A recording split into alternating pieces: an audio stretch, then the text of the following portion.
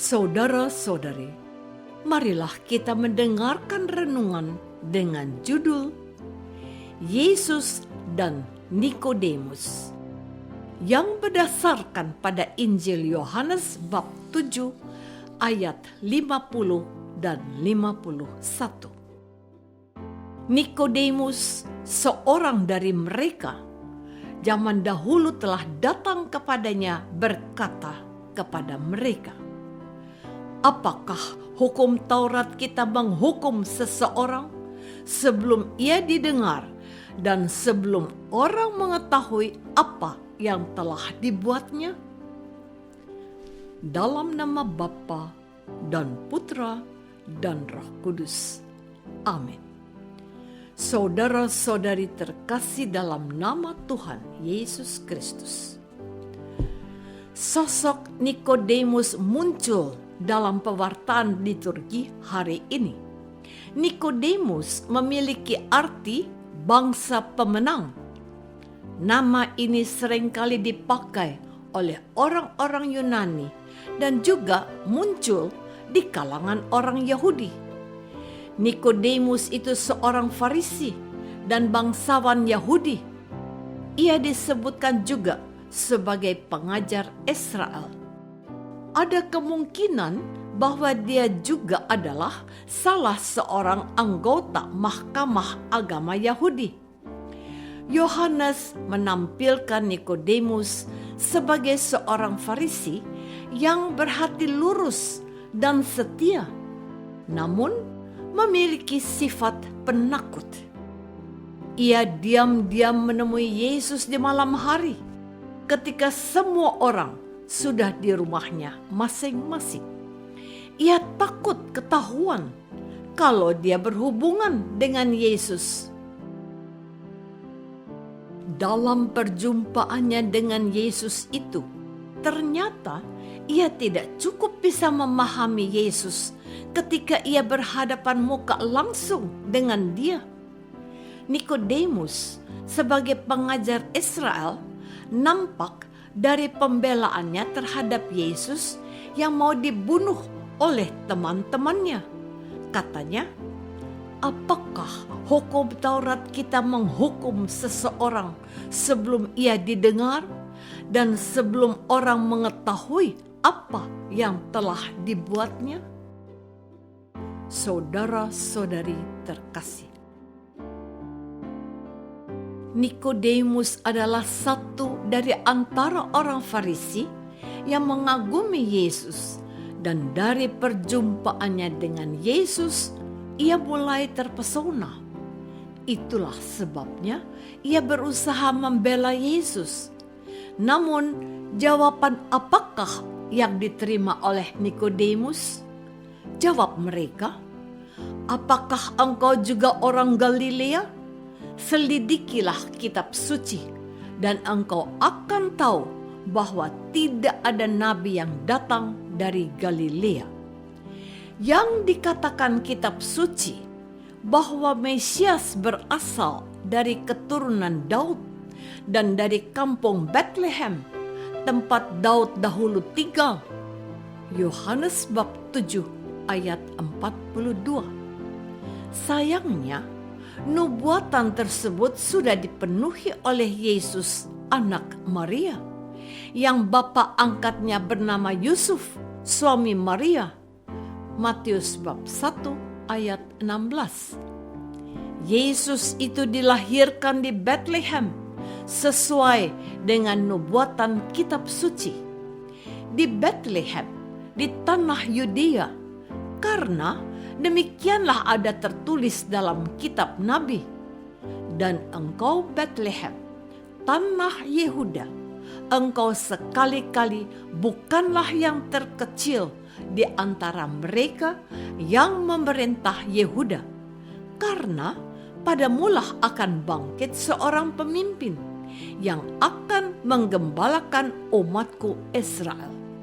Matius bab 2 ayat 6. Teman-teman Nikodemus mencoba membantah pembelaan Nikodemus atas niat mereka yang akan mencelakakan Yesus. Namun Sesungguhnya, mereka sesungguhnya telah membuka sebuah kebenaran kitab suci, sebab Yesus memang lahir di Bethlehem. Saudara-saudari terkasih, apologetika yaitu sebuah bentuk pembelaan atas nilai-nilai kebenaran. Apologetika Katolik adalah ilmu sistematis yang mempertahankan dan menjelaskan iman dan kepercayaan Gereja Katolik. Yang terjadi di sini, Nikodemus berusaha membela Yesus, namun hal itu coba dibantah oleh para Farisi dengan menunjuk ke dalam kitab suci tentang nubuatan yang sebenarnya. Sayangnya, pembelaan mereka justru membenarkan fakta bahwa Yesus bukan saja orang Galilea, tetapi Dia dilahirkan di Bethlehem sesuai dengan nubuat Nabi Mika. Mika bab 2 ayat 6. Namun, kita tidak menemukan lanjutan pembelaan yang diberikan oleh Nikodemus. Penginjil Yohanes mau para pendengar mengetahui bahwa alasan yang selama ini digunakan oleh orang-orang Farisi untuk menjerat Yesus atas nama kitab suci sesungguhnya tidak valid, tidak bisa dibuktikan. Orang-orang Farisi itu merasa diri sebagai pemilik kebenaran dari hukum Taurat dan nubuatan para nabi. Sayangnya, mereka tidak cukup jeli dan matang menganalisa kejadian Yesus yang telah lahir di kota Daud. Yohanes ingin para pendengarnya mengetahui dan memahami bahwa penolakan orang-orang Farisi pada waktu Yesus masih hidup bukanlah sesuatu yang bisa dibenarkan. Mereka telah disesatkan oleh pandangan dan pengetahuannya sendiri. Mereka merasa diri paling benar. Mereka berkata, adakah seorang di antara pemimpin-pemimpin yang percaya kepadanya atau seorang di antara orang Farisi? Saudara-saudari terkasih, Nikodemus hanyalah seorang dari antara orang-orang Farisi.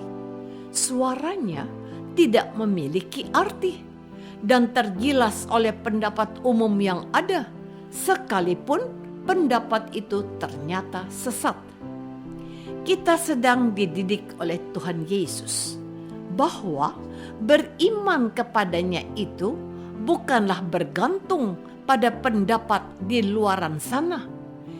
Iman kepada Yesus itu adalah sebuah pengalaman, persoalan, dan sangat pribadi, seperti yang dialami Nikodemus. Meskipun awalnya dia takut-takut menemui Yesus, tapi dia berani melawan arus pendapat umum di antara kelompoknya. Ia membela Yesus sebab dia tahu bahwa sikap teman-temannya itu sesat. Lalu ia mengajukan pertanyaan ini. Apakah hukum Taurat kita menghukum seseorang sebelum ia didengar dan sebelum orang mengetahui apa yang telah dibuatnya?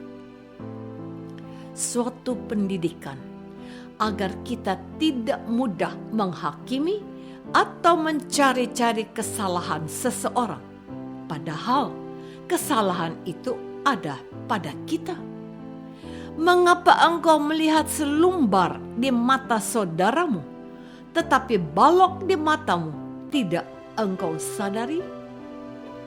Kita diarahkan oleh gereja untuk siap membela Yesus yang kita imani, tetapi juga menuntut kita untuk mengingatkan orang yang sesat jalannya.